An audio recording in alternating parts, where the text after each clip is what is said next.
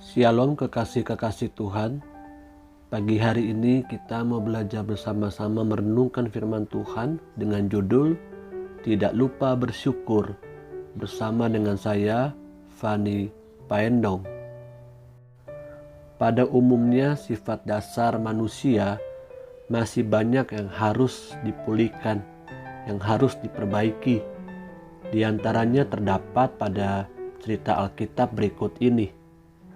Injil Lukas 17 ayat 11 sampai dengan 19. Dalam perjalanannya ke Yerusalem, Yesus menyusur perbatasan Samaria dan Galilea. Ketika ia memasuki suatu desa, datanglah 10 orang kusta menemui dia. Mereka tinggal berdiri agak jauh dan berteriak, "Yesus, Guru, kasihanilah kami."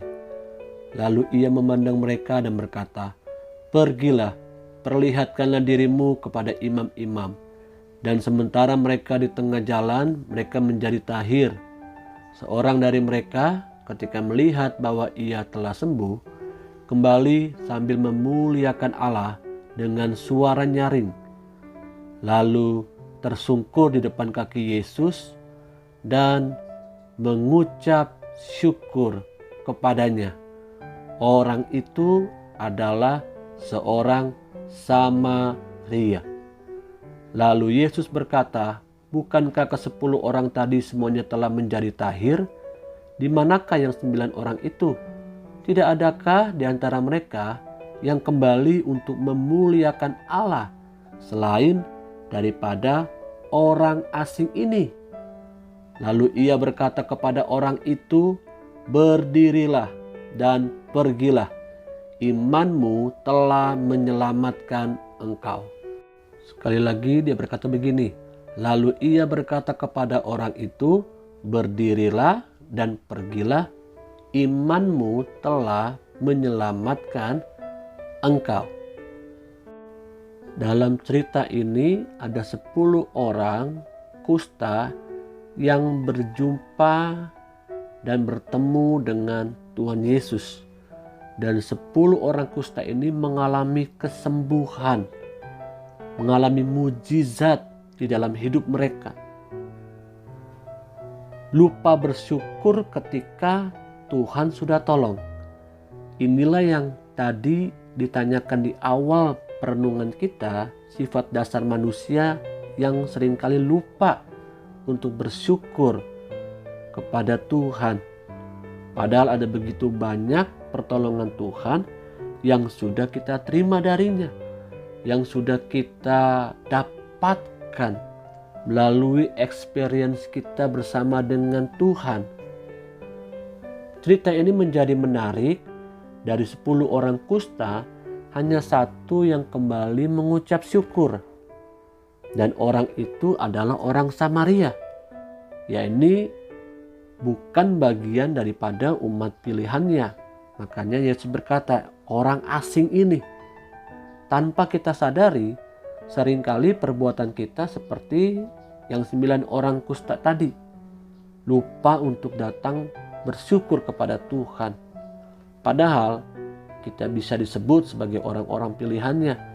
Kita orang-orang yang sudah ditebus oleh darahnya yang begitu sangat mahal. Kitalah imamat rajani. Lalu apakah kita hanya dapat mengucap syukur ketika segala sesuatu yang baik itu datang? Apakah kita datang mengucap syukur kepada Tuhan ketika jawaban doa kita seperti yang kita inginkan? Filipi pasal 4 ayat yang ke-6, versi firman Allah yang hidup katakan, "Janganlah khawatir akan suatu apapun, melainkan bawalah segala sesuatu dalam doa.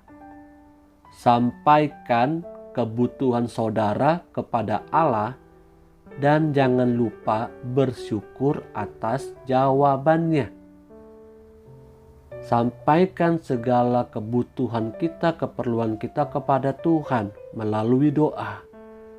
Namun di akhir daripada itu kita harus mengucap syukur apapun jawabannya. Mungkin saja Jawabannya seperti yang 10 orang kusta tadi, mereka mengalami kesembuhan.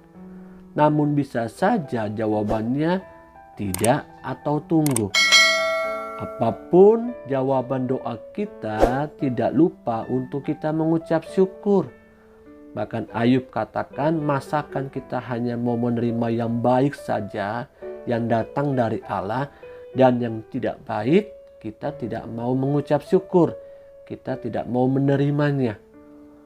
Baiklah kita bersama-sama belajar hari-hari ini, walaupun COVID-19 belum berakhir, tetaplah tidak lupa untuk mengucap syukur kepada Tuhan.